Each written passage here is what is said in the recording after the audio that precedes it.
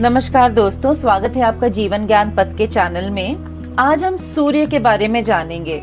हिंदू धर्म में सूर्य देव की क्या महत्ता है और उन्हें किन नामों से जाना जाता है। इसके साथ साथ सूर्य देव की उत्पत्ति कैसे हुई, हमारे हिंदू ग्रंथ के अनुसार हम इसके बारे में भी जानेंगे। तो सूर्य को सूर्य देव के नाम से जाना जाता है और इन्हें आदित्य के नाम से भी हम जानते हैं। सूर्य को इस पूरे ब्रह्मांड की आत्मा माना जाता है। सूर्य देव का संवत्सर नाम का एक पहिए वाला विशेष रथ है, जिसके सारथी गरुड़ के बड़े भाई अरुण हैं। अरुण और गरुड़ के पिता ऋषि कश्यप और माता विनता थी, जो उनकी 17 पत्नियों में से एक थी। गरुड़ जी विष्णु की शरण में चले गए और अरुण जी वो सूर्य के सारथी बन गए। संपाति और जटायु इन्हीं अरुण के पुत्र थे। संपाति वही हैं जिन्होंने अपनी तेज नजर से देखकर हनुमान जी को माता सीता के लंका में होने की खबर दी थी। और जब माता सीता को पुष्पक विमान में बिठाकर रावण लेकर जा रहा था, तब जटायु ने उन्हें बचाने के लिए रावण से युद्ध किया और वो रावण द्वारा मारे गए। सूर्य प्रतिदिन अपने इस स्वर्ण रथ पर बैठकर एक जगह से दूसरी जगह जाते हैं, जिसे खींचने वाले 7 घोड़े हैं। उनके नाम हैं गायत्री, बृहति, उष्णिक, जगति, त्रिष्टुप, अनुष्टुप और पंक्ति। यही 7 घोड़े जो हैं ये सप्ताह के 7 दिन और सूर्य की रोशनी में छिपी 7 रंगों को भी दर्शाते हैं, जिससे इंद्रधनुष कहते हैं।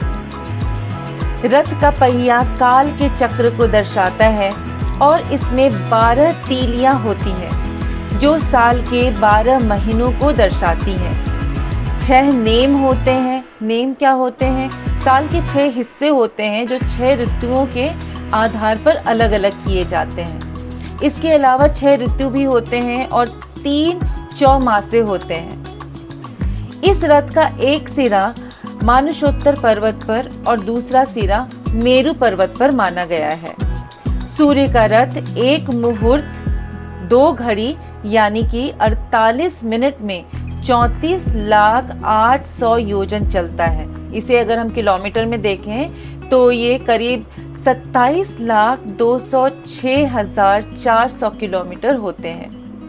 एक योजन 14.6 किलोमीटर यानी 14.6 किलोमीटर होता है। रथ में बैठने का स्थान 36 लाख योजन लंबा होता है और इसका विस्तार 9,000 योजन होता है।